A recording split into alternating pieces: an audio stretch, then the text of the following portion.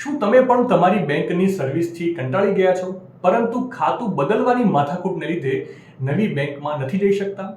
તો હવે તમે ચિંતા છોડી દો, કારણ કે આરબીઆઈ એક એવી યોજના પર કામ કરી રહી છે જેનાથી તમે સિમ કાર્ડની જેમ બેંક ખાતું પણ પોર્ટ કરી શકશો. જી હા, એકદમ સાચું સાંભળ્યું. પેમેન્ટ્સ વિઝન 2028 હેઠળ ભારતીય રિઝર્વ બેંક ગ્રાહકોની સુવિધા સુધારવા માટે નોંધપાત્ર પ્રયાસો કરી રહી છે. આરબીઆઈ પેમેન્ટ સ્વિચિંગ સર્વિસ એટલે કે પાસ નામની એક નવી સિસ્ટમ વિકસાવી રહી છે, જે મુજબ ગ્રાહક હવે તેમના ખાતાઓને એક બેંકમાંથી બીજી બેંકમાં એકદમ સરળતાથી ટ્રાન્સફર પણ કરી શકશે. આ માટે તેમને ન તો નવું ખાતું ખોલવાની જરૂર પડશે કે ન તો એકાઉન્ટ નંબર બદલવાની જરૂર પડશે. અત્યારે ઈએમઆઈ અને સેલેરી લિંક હોવાને કારણે બેંક બદલવી મુશ્કેલ છે, પણ આ નવી સિસ્ટમમાં તમારો જૂનો નંબર જ નવી બેંકમાં ચાલશે અને બધી લિંક સેવાઓ આપોઆપ ટ્રાન્સફર થઈ જશે.